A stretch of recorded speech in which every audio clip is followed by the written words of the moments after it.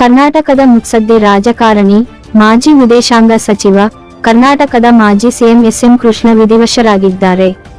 ಬೆಂಗಳೂರಿನ ಸದಾಶಿವನಗರದ ನಿವಾಸದಲ್ಲಿ ಇಂದು ಡಿಸೆಂಬರ್ 10 ನಸುಕಿನ ಜಾವ 2:30ರ ಸುಮಾರಿಗೆ ನಿಧನರಾದರು.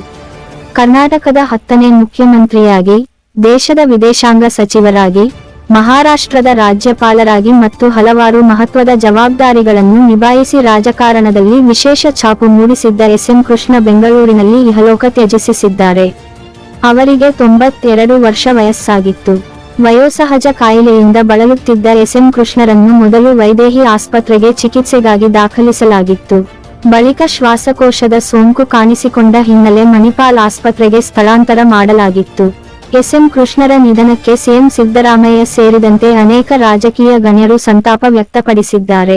ಕೃಷ್ಣರ ಹುಟ್ಟೂರಾದ ಮಂಡ್ಯ ಜಿಲ್ಲೆ ಮದ್ದೂರಿನ ಸೋಮನಹಳ್ಳಿಯಲ್ಲಿ ಡಿಸೆಂಬರ್ 11 ಬೆಳಗ್ಗೆ ಅಂತ್ಯಕ್ರಿಯೆ ನೆರವೇರಿಸಲಾಗುವುದು ಎಂದು ಡಿಸಿಎಂ ಡಿ.ಕೆ. ಶಿವಕುಮಾರ್ ತಿಳಿಸಿದ್ದಾರೆ. ಮುಖ್ಯಮಂತ್ರಿ ಸಿದ್ದರಾಮಯ್ಯ ಸಾಮಾಜಿಕ ಜಾಲತಾಣದಲ್ಲಿ ಪೋಸ್ಟ್ ಹಾಕಿದ್ದು, ಮಾಜಿ ಮುಖ್ಯಮಂತ್ರಿ ಎಸ್.ಎಂ. ಕೃಷ್ಣ ಅವರ ಸಾವಿನಿಂದ ಆಘಾತಕ್ಕೀಡಾಗಿದ್ದೇನೆ. ರಾಜ್ಯ ಮತ್ತು ಕೇಂದ್ರ ಸಚಿವರಾಗಿ ಹಾಗೂ ಮುಖ್ಯಮಂತ್ರಿಯಾಗಿ ಕೃಷ್ಣ ಅವರು ಸಲ್ಲಿಸಿರುವ ಸೇವೆ ಅನುಪಮವಾದುದು.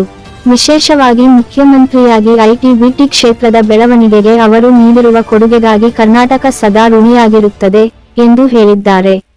ಮುತ್ಸದ್ದಿ ರಾಜಕಾರಣಿಯಾಗಿದ್ದ ಕೃಷ್ಣ ಅವರು ಅಜಾತಶತ್ರುಗಳಾಗಿದ್ದರು. ನಾನು ಕಾಂಗ್ರೆಸ್ ಪಕ್ಷಕ್ಕೆ ಸೇರಿದ ಪ್ರಾರಂಭದ ದಿನಗಳಲ್ಲಿ ನನಗೆ ಮಾರ್ಗದರ್ಶಕರಾಗಿದ್ದ ಕೃಷ್ಣ ಅವರು ಸದಾ ನನ್ನ ಹಿತೈಷಿಗಳಾಗಿದ್ದರು. ಕೃಷ್ಣ ಅವರ ದೂರದರ್ಶಿತ್ವ, ಶಿಸ್ತುಬದ್ಧ ಜೀವನ, ಸಜ್ಜನಿಕೆಯ ನಡವಳಿಕೆ ಮತ್ತು ಅಧ್ಯಯನಶೀಲ ಪ್ರವೃತ್ತಿ ಉದಯೋನ್ಮುಖ ರಾಜಕಾರಣಿಗಳಿಗೆ ಮಾದರಿಯಾಗಿದೆ ಎಂದು ಸಿದ್ದರಾಮಯ್ಯ ತಿಳಿಸಿದ್ದಾರೆ. ಅವರ ಅಗಲಿಕೆಯಿಂದ ನೊಂದಿರುವ ಅವರ ಕುಟುಂಬವರ್ಗ ಮತ್ತು ಅಭಿಮಾನಿಗಳ ದುಃಖದಲ್ಲಿ ನಾನು ಭಾಗಿಯಾಗಿದ್ದೇನೆ. ಅವರ ಆತ್ಮಕ್ಕೆ ಶಾಂತಿ ಸಿಗಲಿ ಎಂದು ಭಗವಂತನಲ್ಲಿ ಕೋರುತ್ತೇನೆ ಎಂದು ಸಿದ್ದರಾಮಯ್ಯ ಸಂತಾಪ ಸೂಚಿಸಿದ್ದಾರೆ.